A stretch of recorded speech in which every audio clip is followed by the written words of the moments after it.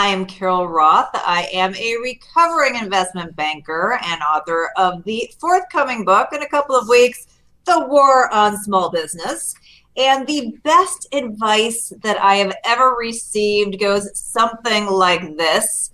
You almost always have the opportunity to escalate a situation in the future, but you rarely ever have the opportunity to de-escalate a situation in the future. And that advice has saved my hot head many, many times. Wow, Carol, that's great advice. I can only imagine how that served you. Who'd you get that advice from? Because that's really interesting. So I got that advice from my dear friend who you may know, Donna Saul, who is a business strategist. And she gave me that advice and I was like, that is so brilliant. And there have been so many times where I've wanted to say something or send an email or right or wrong. And I've just sat with that and went, I can take this up in the future. I'm just going to put this in my bank. I'll take it up in the future if I need to, and it has really served me so incredibly well. And I have passed it on to other people who I know has saved them some important relationships as well. So that's like the little gift that keeps on giving. So I hope that you, Phil, can use it, and all of you guys watching can use it, because it is. I didn't come up with it, but it is brilliant.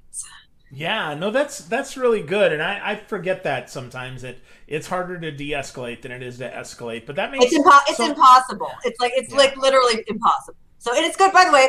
Like anything else, it was given to me in a business context, but like everything else, it works in a personal context as well. Oh, for sure. Absolutely. Yeah. It's hard to take back words or actions or anything like that. Once that horse is out of the barn, sadly that horse is out of the barn for sure. And even if you are in the right, it's just sometimes like you just never know when you're going to be put in a situation with that same person again, and you just need to have that clean for your own benefit. So just like save your ammunition, and if you need to use it, like you can use it, but it doesn't have to be in the moment.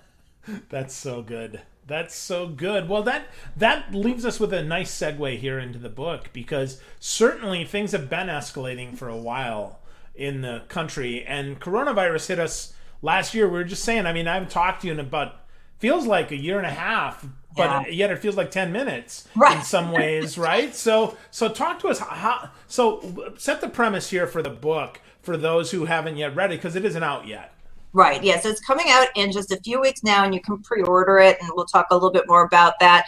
But I was approached by HarperCollins at the very beginning of the pandemic, and they said, we want somebody who has an economic background and who is, a fair person to kind of do a debrief of what's happening economically. And so as things were unfolding real time, I was following it and trying to sort of craft a book. And what happened right up front, right in March, is it was clear that small business was going to be a big story, because they were amongst the first to be shut down. They, in many cases, were deemed non-essential, even though they're the backbone of the economy. And as the first package that, it was actually, I guess, technically the third package, but the first major package, the CARES Act, was crafted that had the PPP provision for small business. It was really crumbs that were being given to small business, even though their business and their property was taken for the common good, while all these cronies were getting trillions of dollars. And so it was clear, okay, we're having a situation where winners and losers are being picked. And as the year went on, you saw just in 2020 alone, more than 400,000 small businesses had been shuttered, millions more who were just fighting to survive. And at the same time, you had 7 tech companies who gained $3.4 trillion in value. And it became a record year for initial public offerings and for the values of these special vehicles called SPACs. So there was this huge imbalance going on. And, so that kind of set the thesis. And when I started digging in, it was clear that this wasn't just a COVID thing. This is something that's been happening for years and years, and that we really have this uneven situation going on that's moved us away from free market capitalism to something that's closer to cronyism. And obviously that's important for people to understand if you want to support economic freedom. And we're talking before the pandemic, 30.2 million small business owners, 99.9% of all the businesses in the US, and accounting for about half the GDP and half the jobs, Phil. Wow. Yeah. Wow. That's so interesting, right? I mean, like you, right? I've worked in financial services, finance, whatever you want to call it, right? To watch this stuff, but it's so interesting because so many don't talk about this. They think the stock market is the indicator of how well the country is doing. And I would argue quite the opposite, right? We're looking at small business as being not just the engine, but the fire behind it, with the fact of these big tech companies really kind of being their own little unicorn. Yeah, and you have to remember, if you think about small business, you've got people from every can you have a corner of the globe, every part of the globe? I don't know if we can have a corner of something around, but we'll just use it anyway. Every corner of the globe that you're trying to come to America because they see that as the opportunity to pursue this economic freedom, right? They want to take control. And it's not always about money. It's the opportunity to be flexible, to have ownership of something. And some of these small businesses grew up to be the biggest businesses out there. I mean, outside of a spinoff, every really big business started out as a small business. So it's really important. But it's also important from a power standpoint, because this concept of decentralization, the fact that you've got millions and millions of decentralized businesses, means that no one entity can control the narrative. That's what we want. That's free and balanced and fair. But when you get a couple of entities that all of a sudden become big and important, those who are in charge go, well, we'll just focus all of our attention on them, and who cares about the rest of these people? And then obviously we see the outcome of that in real terms, people's lives completely disrupted, their private property completely disrupted. That's their identities for many small business owners. And so it's something that this is a nonpartisan discussion. This is something that anybody who cares about having this ability for economic freedom, which is, we're the unique example of that in the world, is something that everybody should be fighting for. And nobody wants to talk about it because it's small, but it's not small. It's small individually. It's huge collectively, and it has a huge impact. Yeah, the collective is massive. I mean, over 99% of businesses being in this category, being in this bucket, and yet they're not partnering up. So how did we get here, Carol? Like, what caused this years ago? Because this is not as you said, this is not a 2020 phenomenon. This is something that's been happening for years. How did we get here? Yeah, so this is sort of the exciting part of the book, is to be able to go back and uncover what's happened. And I think that people will learn a lot. A couple things that I'll pull out are China and the Federal Reserve. So our situation with China is a really fascinating one, because we have exported capitalism to them, and they have moved along the spectrum. If you think about kind of freedom, choice, and all of that, and force and control, they've actually moved closer to capitalism. But then we've imported central planning, and we've moved further away from that and having more government control. So there's a little bit of like a trading places situation going on. And that's, again, because the people who are in power, who tell you that they have your best interest at heart, human nature, have their own best interest at heart. They want to keep that political power tight. And so they make decisions that are going to further that. And a lot of times they think they're smarter than what free market can do. Free market's all of us, millions of us, billions of us making transactions all over the world. And that's the information that drives things, instead of a couple of people deciding at their whim. I don't care who the person is, what kind of spreadsheets you have, you're not going to make a better set of decisions. So they figured that they were going to be able to change China into this great democracy, and it's going to benefit us. But it didn't. We imported some deflation, but at the expense of a lot of small businesses and innovation in the United States, at the expense of wage depression, at the expense of our supply chain. And so that's kind of one thing that's been happening. Certainly lots of regulations and anti-competitive things happening in that arena, which is sort of this no good deed goes unpunished scenario, like outside of the Great Recession. So in the Great Recession, when you had too big to fail banks that actually did things that weren't very smart, and we all paid the price for it. They got this bailout. And outside of that, we were going to regulate them to rein them in. But the outgrowth of that, and Phil, I think you may have read this in the early read of the book already, the outgrowth of that is that it basically was anti-competitive, and it limited the number of new bank entrants and small bank entrants. So now we have fewer small banks forming, fewer small banks who can compete because they can't afford all of this regulation. And then lending to small businesses went down, where lending to big companies went up.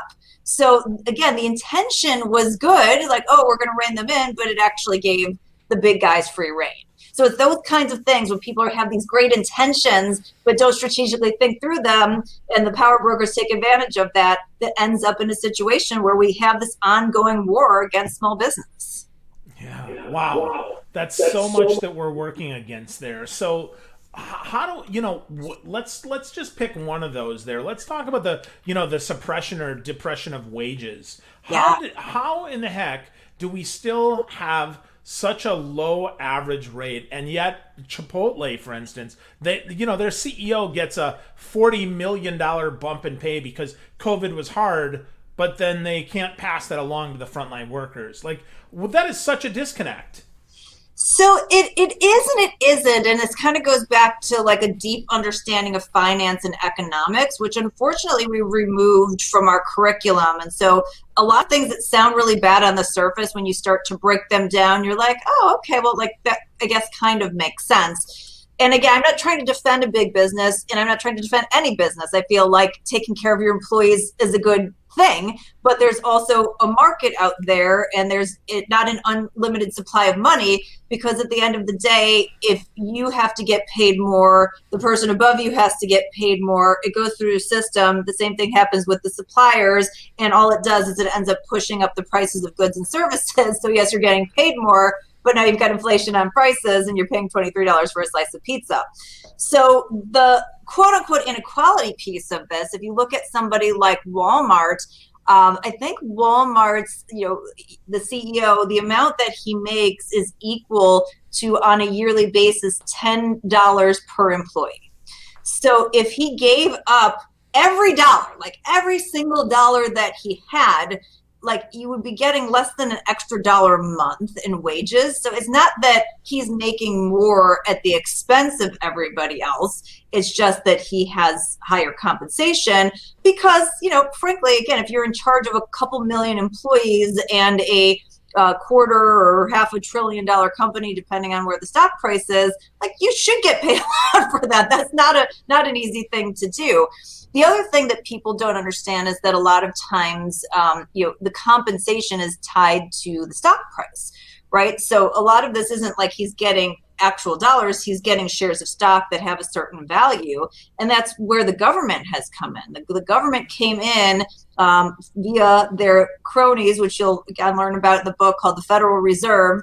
And they have propped up the stock market through their interference of printing money and driving down interest rates. And it's inflated these asset prices. So a lot of the value was literally taken away from you and me in terms of the earning power of our dollar, or even just supporting us, and put into the stock market, and that inflates the price of the shares, and it makes it look like he's receiving this like outsized compensation, which again, if the stock price goes down, then that compensation goes down.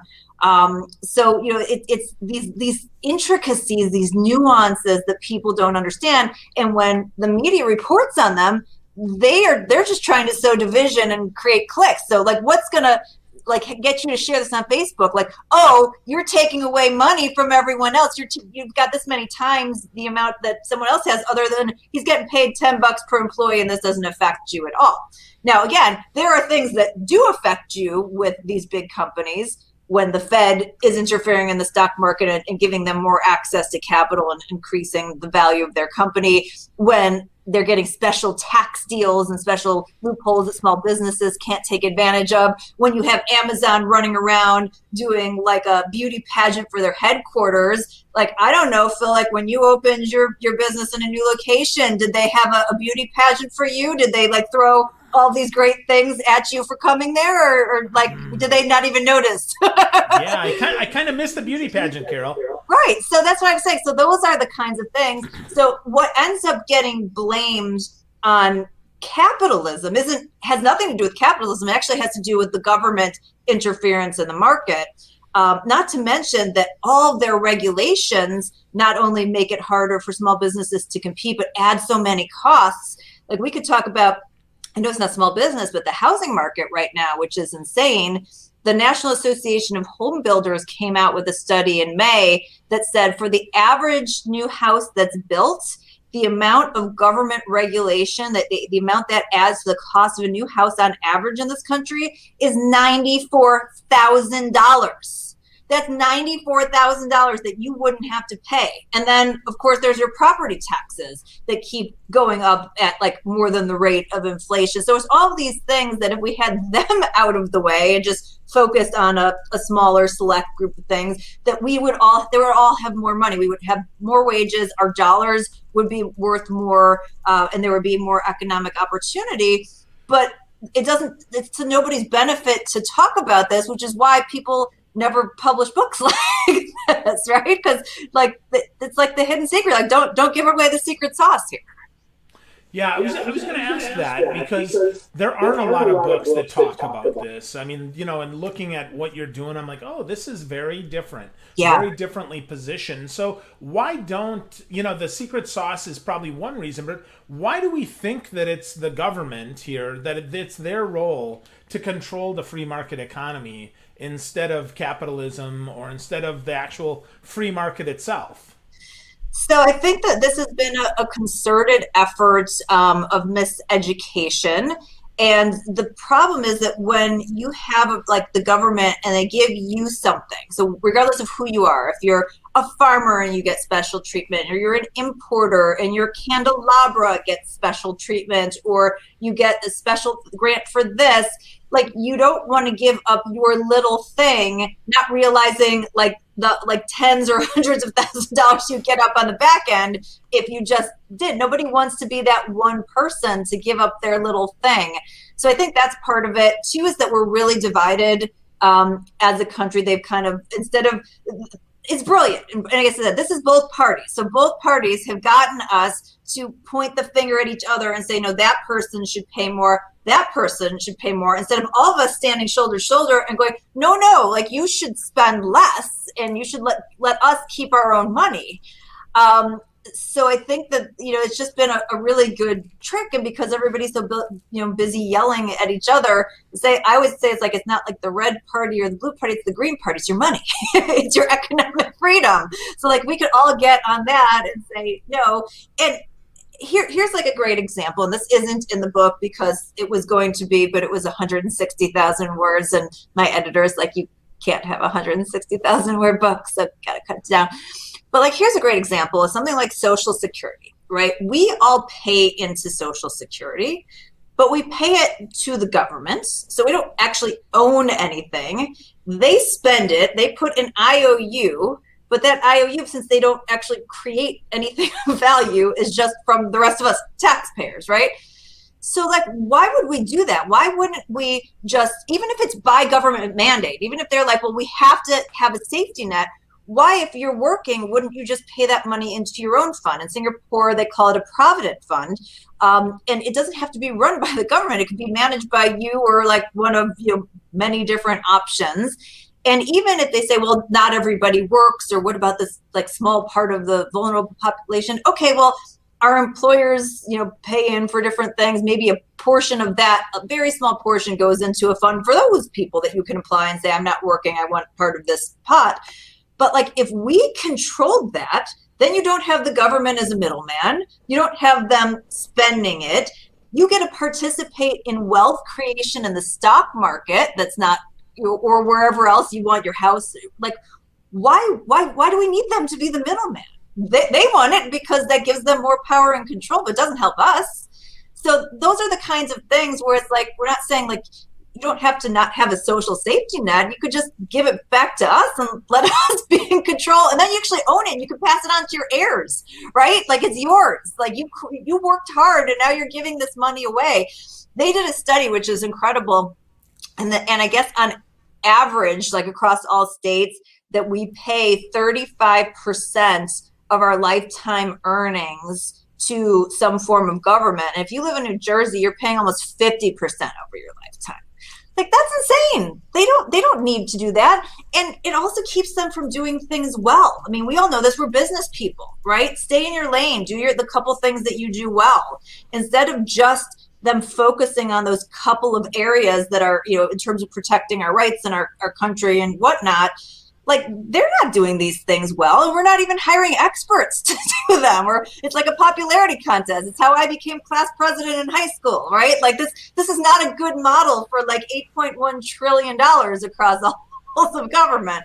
So it's just something that, again, it's not meant to be political. It's just stuff that like where they're starting to intrude on our lives as entrepreneurs and small business owners, for us to like stand together and go like enough's enough. And you can do it independently, right? Like you don't have to, it's like, again, this is a nonpartisan issue. Wow. Yeah. Over one third of our lifetime earning goes to pay for government. That's appalling, right. Carol. It is. And again, even if you feel like these things need more structure, you could just be paying them back to you. It's the same thing. Like I know there's a push for healthcare. Like the reason healthcare is messed up is because the government's in the middle of that and doesn't allow for a free market. There's another way to address that in a very similar fashion. And there's a lot of good, papers out there that, again, I wanted to include, but didn't include because it was kind of off the topic of small business. But there's just a lot of stupid and silly stuff. I mean, as a small business owner, we talk about this, the level of like stupid crap. Like I have workers' compensation insurance that I have to pay in my business. My employees work from home on a computer. Like, why am I spending thousands of dollars a year on workers' compensation insurance? I don't run a dangerous factory. This is not 1912. Okay, maybe there was a reason in 1912, but it's not like in a digital economy and in a service economy, something that makes a lot of sense. And this is money that takes away from something that I could bonus out to my employees or put back into the economy in a different way. It's a way for them to funnel money to the insurance guys who are lobbying them and giving them campaign contributions. Like, same kind of thing, licensing for braiding hair. I mean, this has been a huge initiative. Florida has actually taken a huge role, but like think about, particularly in primarily African-American communities where hair braiding is like a huge industry, and they want people to spend thousands of dollars to get certification and then ongoing training on something that moms and dads do for their kids at home every day. You're not using chemicals. You don't even put a scissor near anybody's head. You're braiding somebody's hair, and you need to go through licensing. Like, what? Like, what are we doing? Yeah. This is America, right? Like, what? Yeah, you can't even run a lemonade stand anymore without getting an EIN number. It's in the book. It's in the book. But like, literally, the police come to shut down the lemonade stand. Yep. Like, is this really what we want? Do we want kids to have their lemonade stands shut down by the police? Like, I don't think so. And then someone's going to go, oh, well, it's not safe. Okay, well, then don't drink the lemonade. Take it and pour it out. You're an adult. You're smart. I wouldn't, you support the kid. You give him $1. You pour the lemonade out, and you go get one down the street. It's just not that complicated. Yeah. No, I totally agree. More regulation is obviously not the answer. More government interference is not the answer here. It is a war. So Carol, if you were to give us as small business owners some advice, like how can we take this back for ourselves and make this better? Because I'll tell you, reading the book, it's obvious there's a lot broken. So where do we start with even fixing this crap? Yeah, I mean, honestly, like if I had a small business that was shut down on an anti-constitutional basis, I think it's like eminent domain, right? It constitutionally protects the government from taking your property without compensating you appropriately for doing so. I'd sue. And again, it sucks for the rest of us because, again, the government doesn't have money, but we all pay for it. But we need to start suing, suing and challenging these things that are not constitutional and are not protecting our rights but are actually hurting our rights. So like if my business was put out of business, I would find, and I think you can find a sympathetic lawyer, and if you want me to help you, I will put the call out, but I would find a sympathetic lawyer to start suing these local jurisdictions that put you out of business. But going forward, I think, first of all, you just need to keep in mind as you're doing your risk and reward calculations that, now a risk factor for your business, as if you didn't have enough other things, is government. And to really think about the legislation that's out there and remember that not everything that you think is important needs to be legislated. Like we can all think that people deserve to be paid well, and not put that into legislation. We could all think that it's a good idea that in general, people have the opportunity to get health care from their business without putting all the gig workers out of business. I mean, just because you think something is right in most cases, when you put it into law, then it becomes the law in every single case. We have to stop legislating our morality and let people go in and transact freely in the market. I think that that's really important. I think the other thing is just supporting each other. One of the things that people do all the time, this is my joke, is they go, Alexa, why does Jeff Bezos have so much money? And it's because obviously you're shopping at Amazon. So not that there's anything wrong with Amazon on a standalone basis. They do enable about 1.9 million small and mid-sized businesses at this point. But at the same time, you don't want them to be the only game in town. So if you're not supporting other small businesses and helping lift each other up, which again, there's before COVID, 30.2 million of y'all. So probably, maybe 30 million or whatever it is, or 29 million exists now. Like, let's support each other. Let's buy from each other. Even with with the book, we're a small business. I've been telling people, go to bookshop.org. Bookshop.org will fulfill your book purchases from a local independent small retailer instead of Amazon. So it's just no less convenient. I know it's convenient to go to Amazon.com, but like you can go to bookshop.org. It's the same online little thing. So be more thoughtful, I think, about your own capitalism. And at some point, and I know this is like horrendous because we have enough to do and we all just want to be left alone, but we do need to be active and we do need to start calling our representatives and saying, like, this is not a great thing. And from what I've heard from people who focus on this, getting 10, 20, let alone 100 calls to a rep's office really changes the needles. And so, I know a lot of us don't want to be political or put it out there because we're afraid in this climate, what that might mean for our business, but you can still, find somebody who is like-minded and say, this is important to the small business effort in economic freedom, and make those phone calls quietly, but it becomes loud to the representatives on the other end. Awesome advice. I love supporting each other. I love some legislation, and of course, supporting each other by buying each other's books and our own products instead of just on Amazon. I didn't know that your book was on bookshop.org. That's fantastic. That'll be where it's a cool resource. I mean, it's part of what I uncovered. Like, it's, again, I didn't know about it either until I started going through this process, going, how can we get more small businesses involved? But like major books you can buy in other venues. You don't think about it, right? Yep. Yeah. Well, a lot of authors, if you were talking about books, you can buy it directly from the author. Right. You don't have to go to Amazon. And yes, it might cost $1 more. Sucks to be you. Buy the book, support your people. Don't worry about that, right? So simple. Little choices we make. Let me address that. That's the funny thing. So the same people who say, like, people deserve to be paid more and they should be paid, these kinds of wages and this, that, and the other thing, are the same people who get angry when the thing costs $1 more. Like, it comes from somewhere. Small businesses, by the way, usually operate on margins of like 6 to 10%, depending on the industry. So it's not like they're like printing money hand over fist. If they increase the wages, like, it's got to come from somewhere because they have to earn a living as well. And nobody's guaranteeing the wage of a small business owner. So like, if you want people to be treated well, you should expect to also have to pay a little bit more.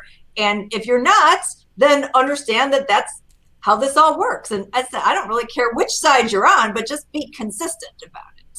There you go. Great, great advice, Carol. So I know that you're big on Twitter. Folks should definitely follow you there. Carol J.S. Roth, and your wonderful, wonderful website at carolroth.com. But if folks want, you said they should reach out to you about that stuff. Where do we send them? Where do you like to hang out the most? So definitely Twitter is my home. That's where I spend far too much of my time. And then I also have a contact form at carolroth.com that goes to my team. And so if it's like more of a formal query that you want to put forth, you can do it there. But, I like to chat with people back and forth on the Twitters and have a good time. And it's like try to mix up like, some of this like super serious stuff with, some memes and animal videos, always throwing up the animal videos and pictures. So like, a little well-rounded scenario there. Absolutely. You're a great follow, Carol, and a wonderful friend and an awesome author. Congratulations on your book. Really great book. Once again, The War on Small Business. I read the PDF. I can't wait to get a physical copy of that. Congratulations, and thanks for spending some time with us today, Carol.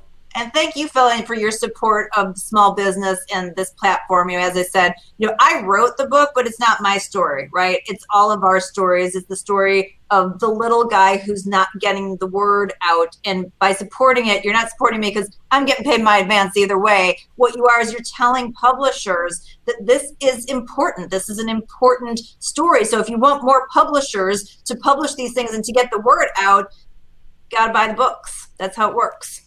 Capitalism. Vote with your dollars, people. There you go. There you go. It's the Green Party, folks. That's the right. War on Small Business on bookshop.org. Carol Roth, you're a gem. Thank you, my friend. I appreciate it. Thank you, Philly. My pleasure.